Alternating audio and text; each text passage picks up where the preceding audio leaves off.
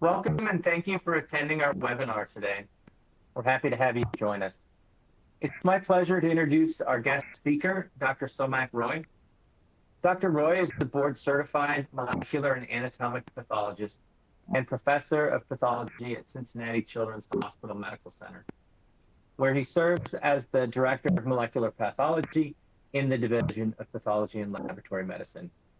Today, he will talk about his department's platform for developing clinical molecular tests for cancer genomics focused on pediatric and young adult tumors.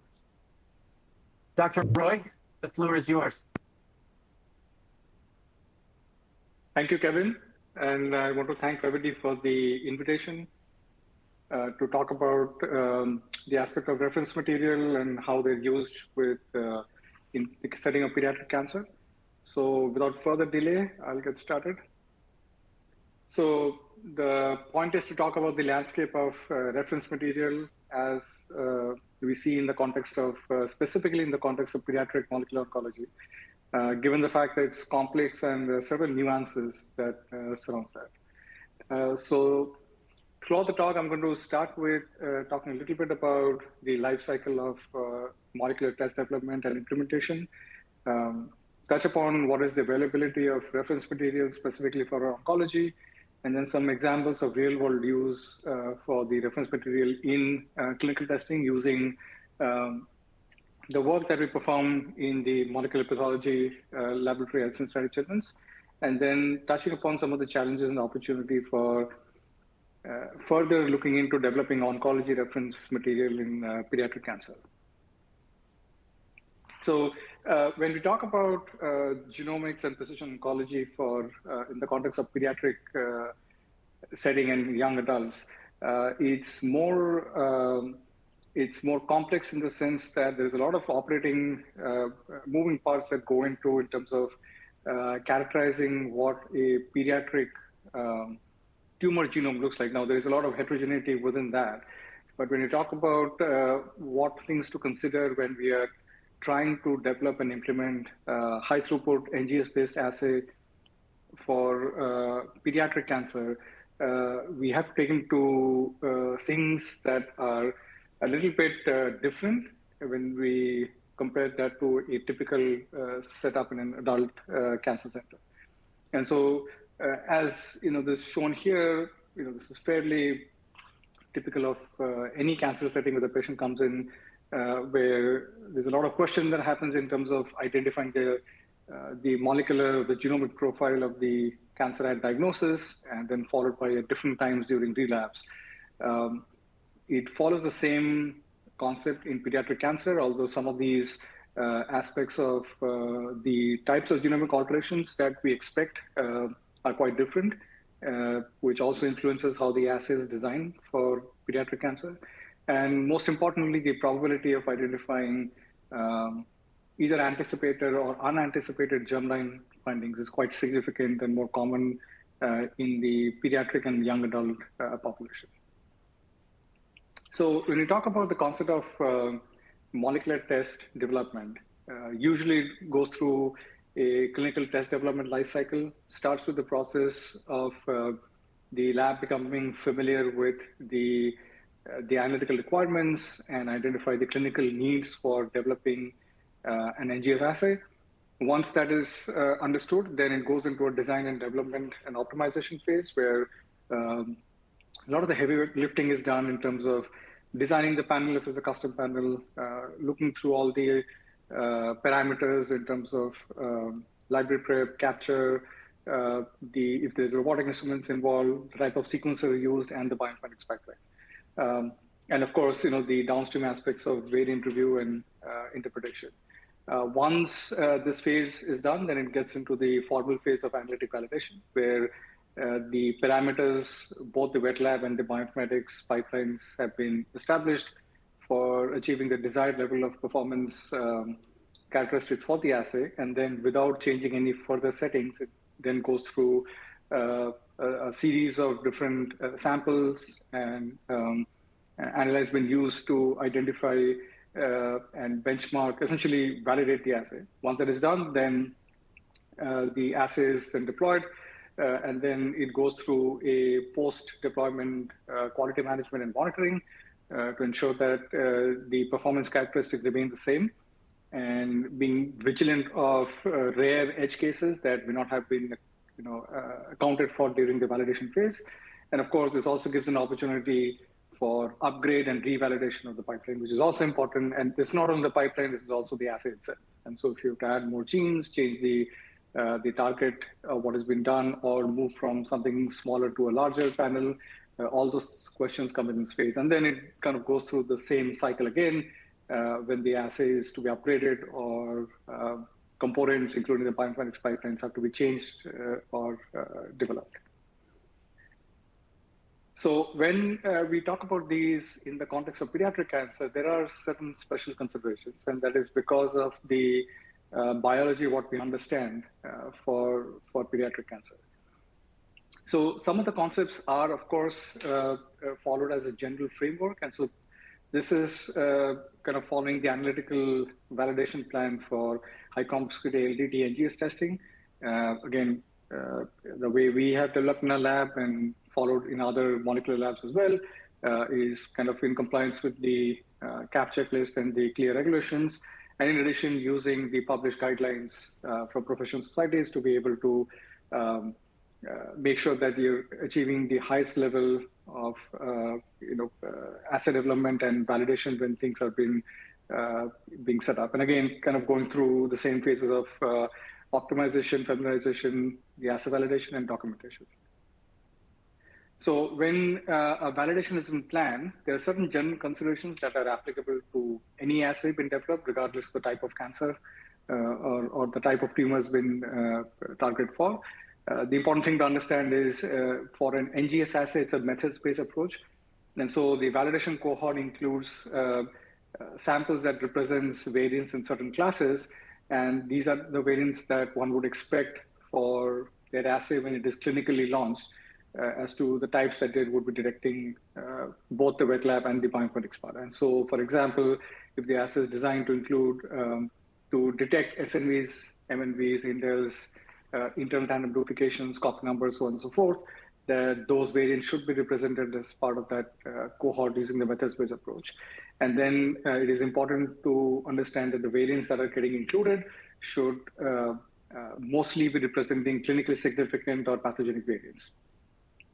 It should also be important to consider when we are planning a validation that a risk-based approach is taken. And the reason for that is because as we understand, even though things are fairly targeted when we talk about NGS panels for oncology in clinical practice, we've seen the trend where the region of interest has gone from 150, 100 genes to in excess of 500 genes, close to even 1,000 genes sometimes. And of course, we are seeing a trend where RNA exomes and genomes are becoming more common, although still targeted panels are the most common ones. Having said that, it's a large footprint that needs to be covered, including the genes, the regions that are difficult to sequence, and also variants within those regions that could be difficult to detect. And so it is quite well understood that it is difficult to incorporate variants across every gene and across every region of a panel that's been sequenced. And so the important thing to identify during the planning of a validation are the difficult, challenging regions where the assay that has been designed has the maximum risk of missing a variant. And so in that sense, the evaluation cohort should include these challenging to detect variants, and so variants that fall in the regions of the genome that will be sequenced that are difficult to sequence inherently due to either low complexity of the genome or high GC-rich content, for example. So a typical validation planning, essentially, a big thing of that is sourcing samples. Of course, the very most important one is to be able to collect real patient samples that have been previously tested either in the same lab or in a different lab that already has a validated NGS assay and has the genes or the regions of interest that have been sequenced to make that comparison in terms of concordance and other parameters. Of course, this is where most of the challenge comes in identifying the patient samples where you're looking for rare and difficult variants. And this is particularly pronounced with pediatric cancer, where pediatric cancer in general is rare, and then also variants within that are additionally rare. What comes into rescue is commercially available cell lines. And for example, the NIST reference material provides a good source of a few very well characterized reference material. That's a good starting point for many labs to at least get a sense of how well their assay is working. We also have options that are also commercially available, where cell lines are engineered to include specific variants, specific oncologic variants, and I think those are extremely helpful, both from a short DNA variant as well as structural variants and gene fusion.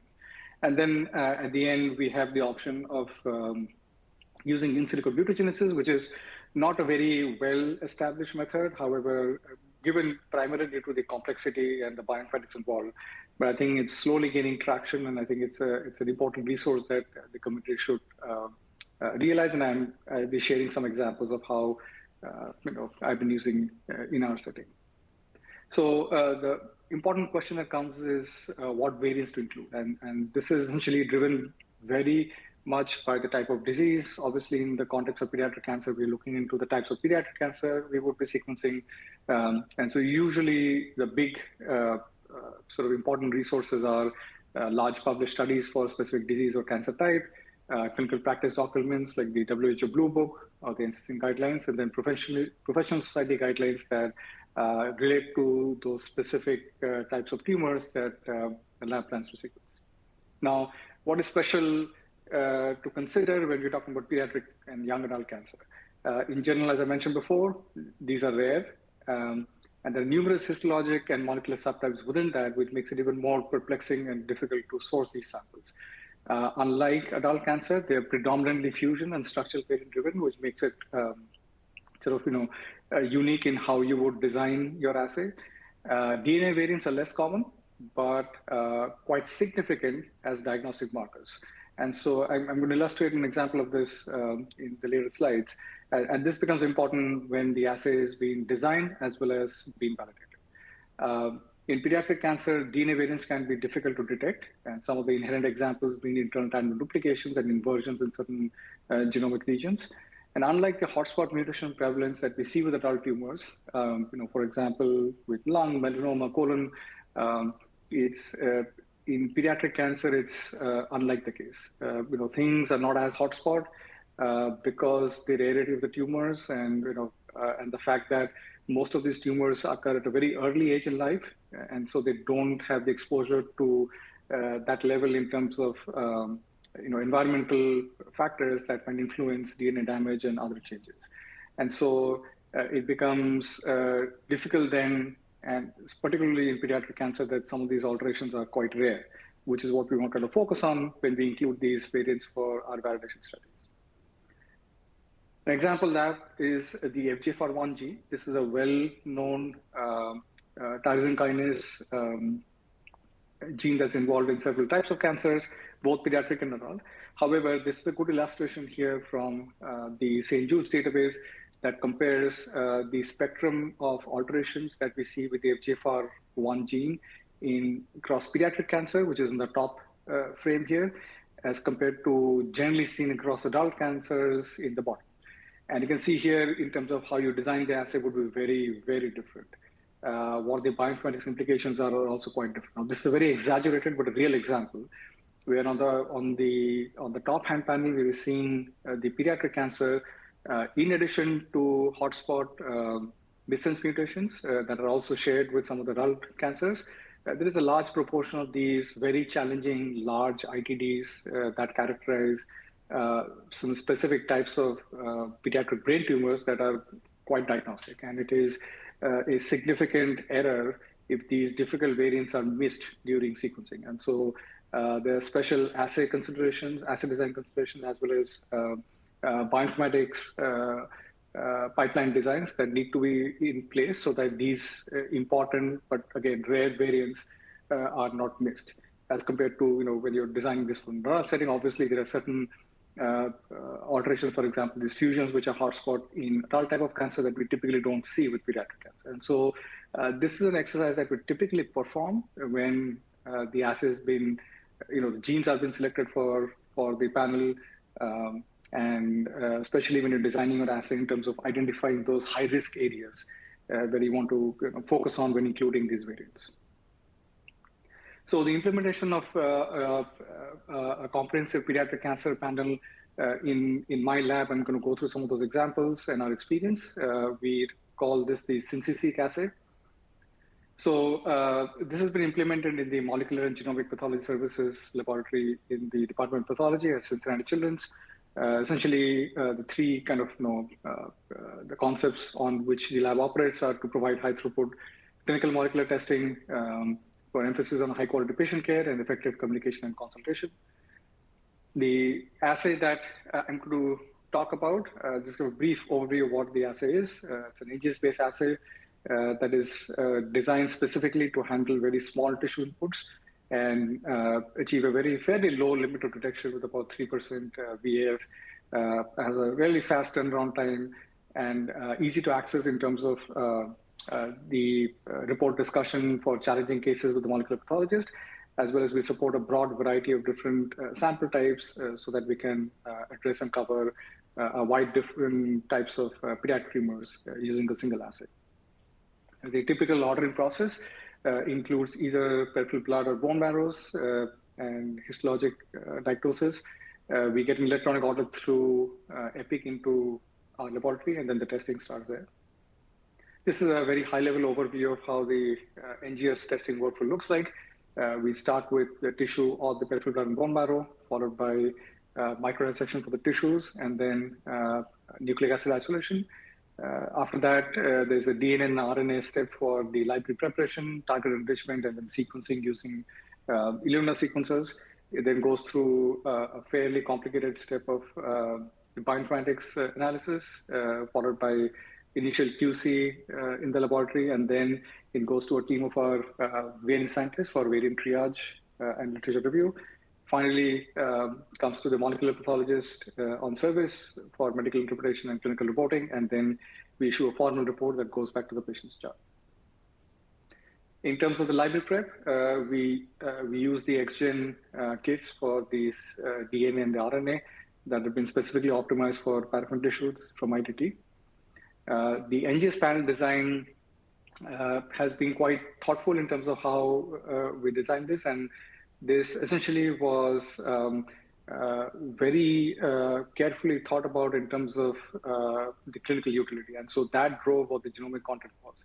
Again, it was a combination of reviewing the extensive pediatric cancer and young adult cancer genomic landscape, as well as a lot of healthy and strong feedback from our different oncologists and clinical colleagues from the solid tumor and the heme group to be able to come together with what the panel was.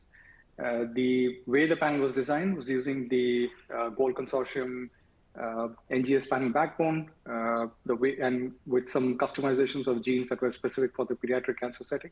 So our panel currently has a total number of about 600 genes, of which 388 genes are used for DNA mutation and TMB estimation. 531 genes are used for CNV and LOH estimation, and then about 184 driver genes are used for fusion detection. As I mentioned before, we use the sequence by synthesis platform from Illumina for the sequencing aspects. And this is a high-level view of the bioinformatics pipeline. So we have two sets, one for DNA, one for RNA.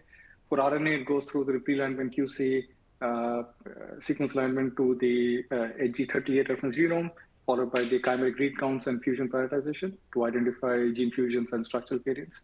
For DNA, again, similar to RNA, we do a pre-alignment processing and QC, followed by alignment of the DNA sequences to the reference genome, post-alignment QC, and then variant calling for variant identification, and CNV and LOH calling. Once these variants are identified, then we go through a process of variant annotation and prioritization to estimate the DNA mutation calls and TMB, as well as using the manual review of the plots that I'm going to show some examples later to call CNV and LOH findings. In terms of the variant interpretation guidelines, we follow the ANN, PASCO, and CAP recommendation. This is from 2017 guidelines.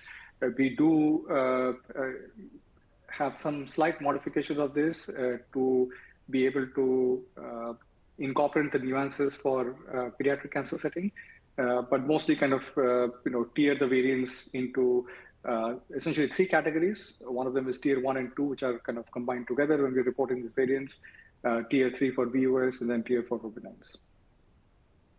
So the meat of the talk here is, given the fact that I just described how the assay is, the point here, when I'm going to go through the next several slides, is how we're using the OncoSpan reference material in being able to help with the different aspects of this NGS testing. So there are two very broad areas in which we use the OncoSpan reference material. One is for quality control for our clinical NGS runs. So it's used as a positive control for every single DNA sequencing run that we have as part of the clinical testing. And then the second large group is for assay validations and verification. So, of course, the initial synthetic assay validation, which was a full end-to-end validation, involved several runs of this reference material. In addition, we did several supplemental validations that I'll go through again that involve the use of this reference material. And then we are getting into some initial trials of being able to use in silico mutagenesis for bioinformatics pipeline validation, which is a very recent effort, and I'll show some examples there as well. And this is again kind of a summary mostly from the documentation provided by Horizon Discovery, where it's important to understand a little bit about the variant profile in OncoSpan. So the one that we use here is the HD827, and essentially it's a blend of 3 cell lines, and then each of them kind of, as they get sequenced, we get a list of high confidence variant list. And this is an example, a snapshot from the documentation that gives an example of some of these genes and the important variants that are clinically significant that we look at. What is useful and interesting for us as we do this variant detection is the range of VAFs. And as you can see here, it not only goes into the 10% and above, but it also has some of these very challenging variants at levels that are very close to our LOD. And so we make sure that we are able to pick up these variants in every single run, especially the ones which are just above and below our limits of detection. This is another set of the high confidence variants, which are ddPCR confirmed but not certified, but also still quite helpful in being able to touch some of the difficult areas. For example, the UTR regions. Sometimes, some of these variants are into the 5' or the 3' UTRs, and then of course a mix of a healthy mix of indels and SLVs. And so these are again important, touching some of the important genes and the hotspots that are relevant for pediatric cancer. And of course, there is also a additional larger list of variants that are from the exome analysis, which further documentation is not confirmed by ddPCR. And so the example that I'm going to show over is how we use the entire set of high confidence as well as the other variants that are detected by in this OncoSpan reference material. So the way we use this reference material for our assay is we first generate a panel-specific benchmark variant. So what we did was we took that list of exome variant that also included the high confidence calls, and then we essentially intersected that with the bed file, which defines the region of interest for our synthetic panel, and then came up with a list of 187 variants as a VCF file, which reflects the regions that are overlapping with the exome variant list, including the high confidence calls, and then the panel that we are using. And how we use that for a regular NGS run QC is we have developed a custom benchmarking tool called Workbench, and that takes into the list of this 187 variants that essentially are expected of benchmark variants. And then it compares to the VCF file of the OncoSpan variants that is sequenced for every run that we include, and then essentially generates a custom run QC report for the laboratory review. So this is an example of the quality control summary for the entire run. And here I'm highlighting the positive control, which is the OncoSpan that we use here. So typically gives you a fairly good level of metrics, but specifically from the OncoSpan perspective, we look at a total of 187 variants, of which the expectation for the run to pass is all of the variants are detected and there are no false negatives. There are certain situations I'll discuss more as to what the nuances are. So before that, I want to kind of reflect the usage of this reference material. So it's very popular in our lab as to how much we use. So since this assay has been launched clinically, the past 39 months, we have used this in about approximately 342 instances of clinical run. And for the purpose of validation and verification, we've used more than 100 instances of these. They initially started with the FFP format, but we then switched to the gDNA format in about, I believe, a year or so, because we're getting higher and more consistent lean across the different runs. For the run acceptability criteria that we use for OncoSpan, as I mentioned before, we want to make sure that all the 187 variants that are within the ROI of the statistical panel are detected. If we do see, which we rarely see, one or two variants being missed, the run QC can be passed after the lab director reviews these missed variants manually and assesses the degree of impact on the run. And then if you see an instance where more than two variants are not detected and there are other indicators in the run QC that indicates a bad or questionable run, then we fail that DNA run and do the appropriate troubleshooting. Typically, when we looked at failed NGS runs, using other metrics, but importantly, the OncoSpan control, we've seen fairly low rates of failure in our NGS assay. So how have we been using the OncoSpan for validation and verification? So in our initial validation summary, this is looking into the sample cohort. So as you can see, across variants, we included SNV, short indels, long indels, CNV, and fusion. We had about a total of 120 samples, 112 clinical samples, and then 8 reference materials, of which OncoSpan was one of them. Again, we were looking into this 187 variants from the OncoSpan. We did include the different sample types. We actually did include both the gDNA as well as the FFP reference material for OncoSpan as part of this. And then we had a wide spectrum of different types of pediatric tumors that we'd expected to sequence. We've since then done several supplemental validation. For example, new instrument verification. We switched to the XLEAP flow cell, which required an extensive validation there. And then we ended up having another NGS instrument that required another verification. And then we have ongoing liquid handler automation validation going on, which is where we use this reference material as well. Typically, when we use this reference material, it's a very risk-based approach. And again, the idea here is to be able to stress test the assay multiple times at the level where the variants are near, slightly above or below the limits of detection of the assay. Typically, the way we do that is we would dilute the OncoSpan to about 1 to 6, roughly there, with some form of wild-type DNA. And the idea is then that diluted OncoSpan is then run multiple times, somewhere between 16 to 20 times, within run, across multiple runs, and across multiple technologies. That really helps us get a clear picture as to what the precision, as well as the concordance of the assay looks like all at the same time, and especially keeping in mind when these things are at the LOD. Typically, when we have done this, depending on what variants we see, usually from the 187, we get to about 21 to 25 variants that are at or near the LOD of the assay, and we really focus on those to make sure that those are detected across these number of replicates.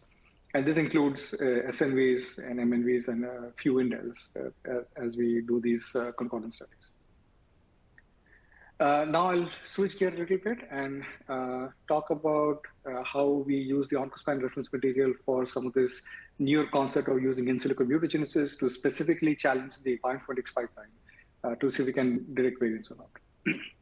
And this is an example from one of the recent guidelines from AMP that talked about the in silico mutagenesis methods.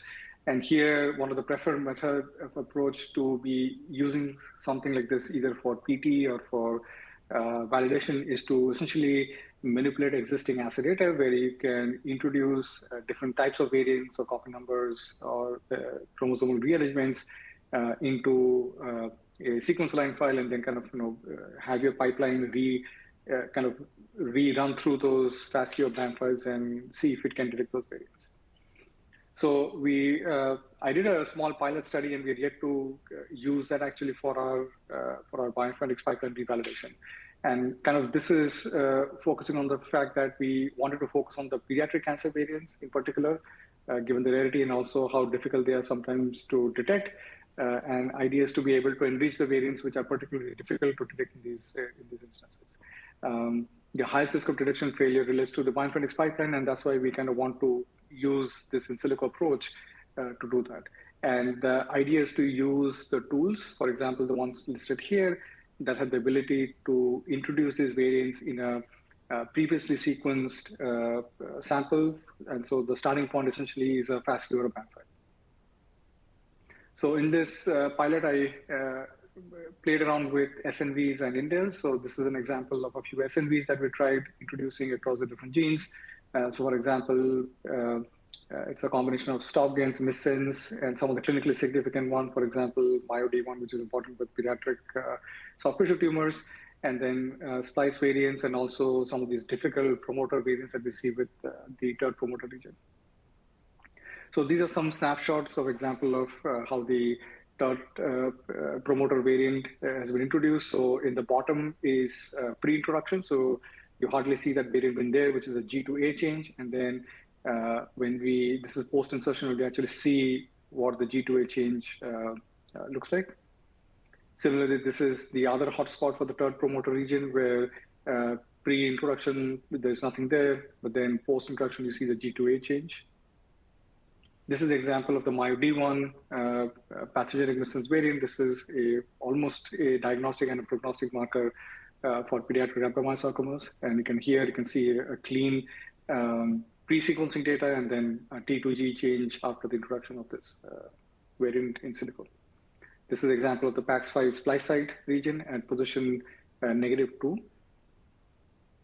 And then I tried using introducing indels, some small and some larger ones, in this context. Again, the reference material that we used was the OncoSpan. So we started with the BAM file that was generated from running one of the OncoSpan reference materials, and we tried to introduce there. So this is a BRAF Delins variant, as you can see here. It's clearly shown on the top panel, which is post-mutagenesis, and the pre-mutagenesis is a very clean sequence here. This is an example of a WT1 insertion resulting in a truncating variant. This is again one of the clinically significant variants we see with Wilms tumor and in some subset of pediatric myeloid neoplasms.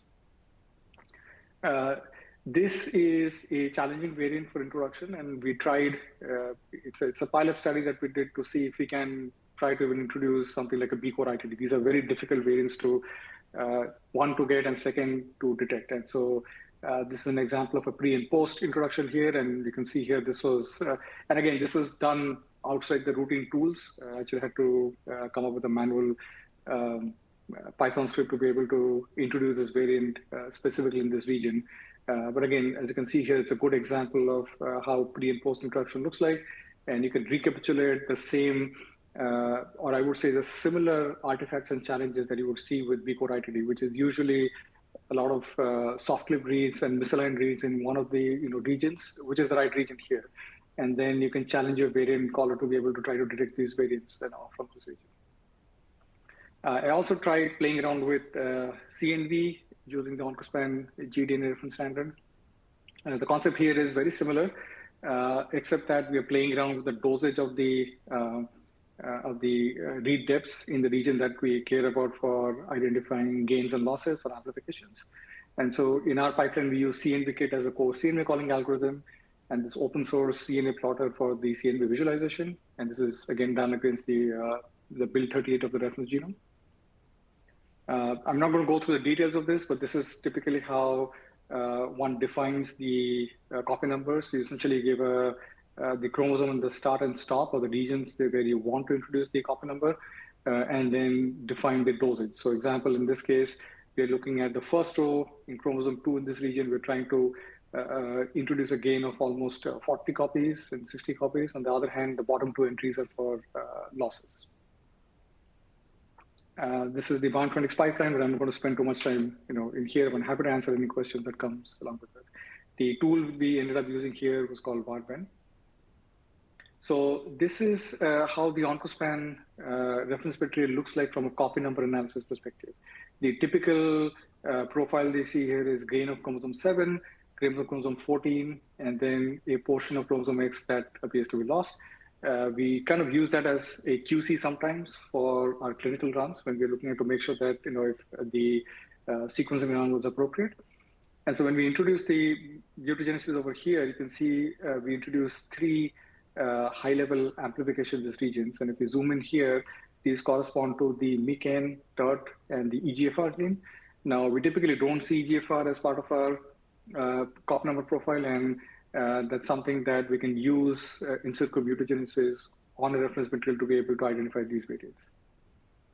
And this is just a close-up look of how these look like in terms of the amplifications, a very clear cluster of highly gained regions here. We tried doing that with the tool for losses, but apparently here it didn't. The first time didn't work out. So I used a custom algorithm to be able to introduce some other regions to show loss. And so this is one example where you can showing the reference material, the OncoSpan reference material will be introduced a region simulating loss of coverage in that region that would essentially simulate a copy number loss for the RB1 gene. And similarly here for the CDKN2A region, again, simulating a single copy loss in that region of CDKN2A. So with that, I would stop here and thank you for your time and happy to answer any questions.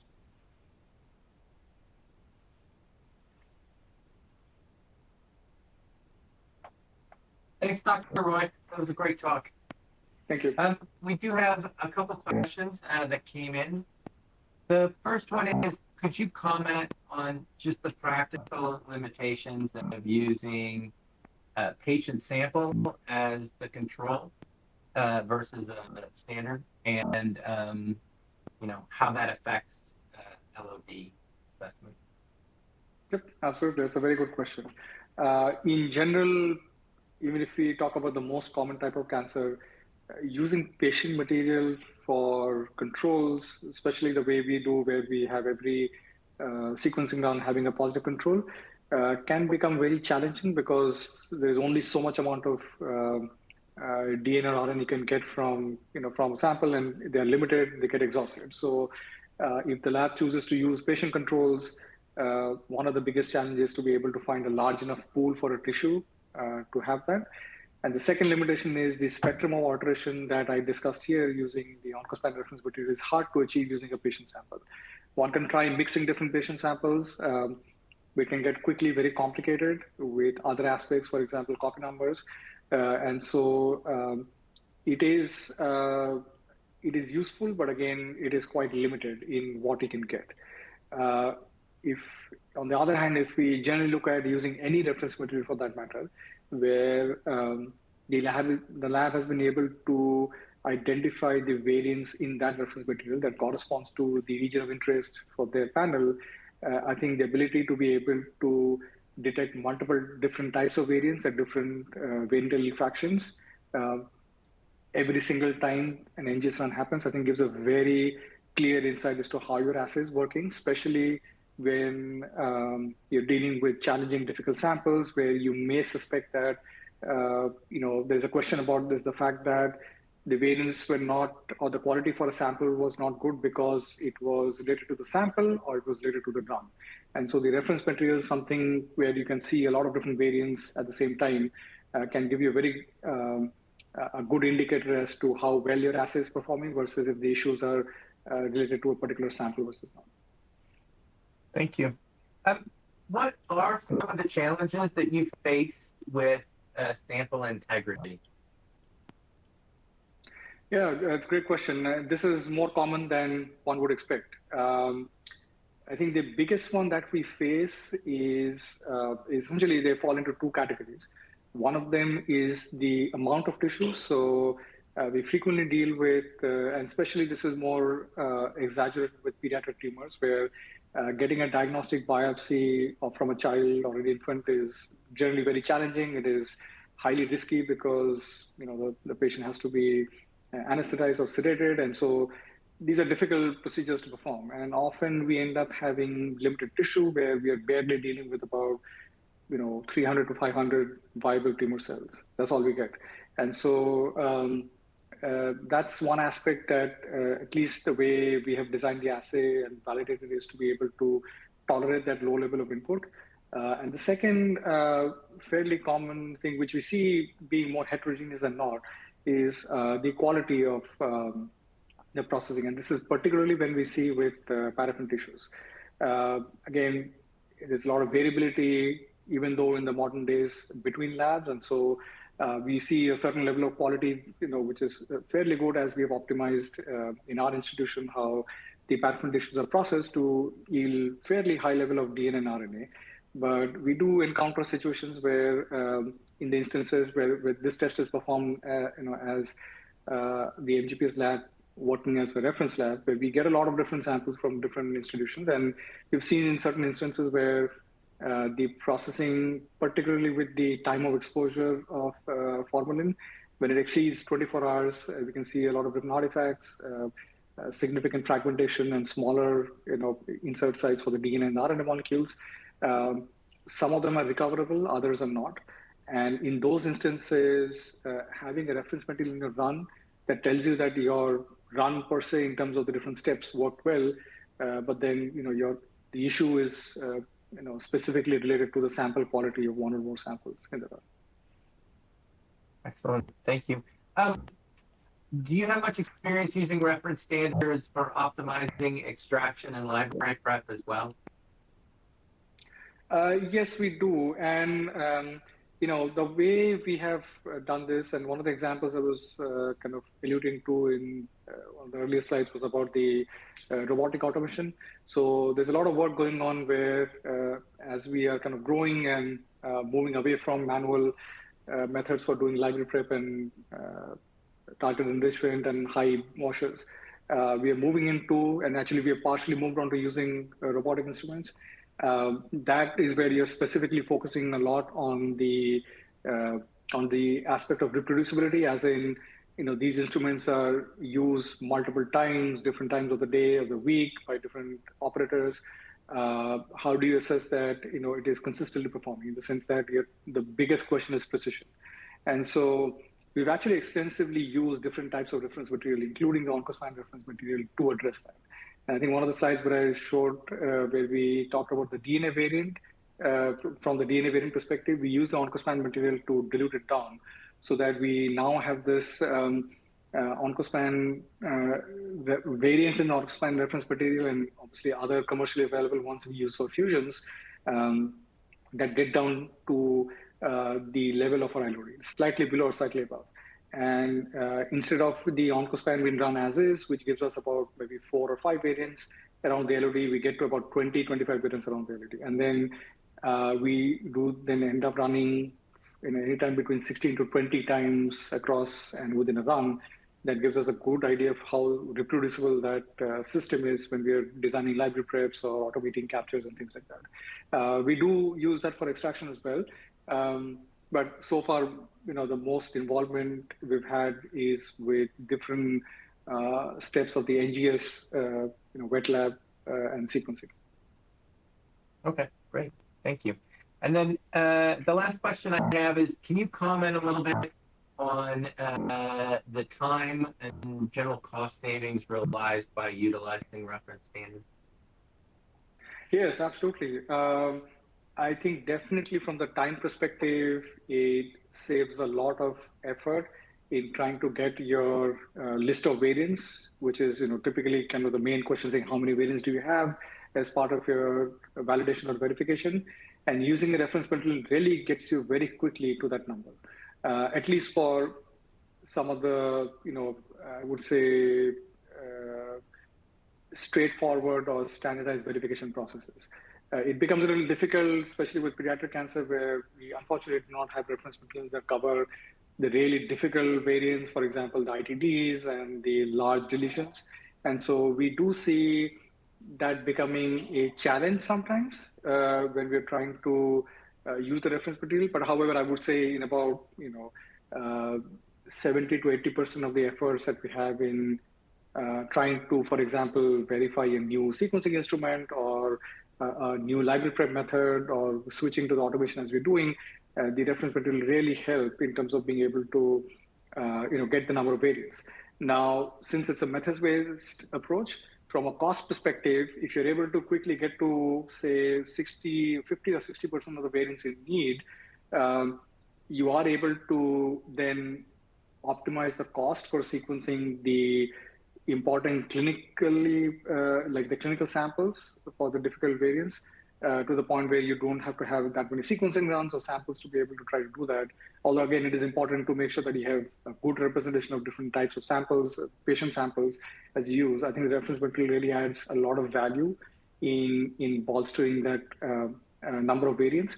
And so it really brings in the level of cost optimization. However, it really is balanced, and it depends on how the reference material is used across your different runs. Again, in a pediatric institution, the biggest challenge is to be able to run very large runs, because given it is rare, we don't have large number of samples in a given run.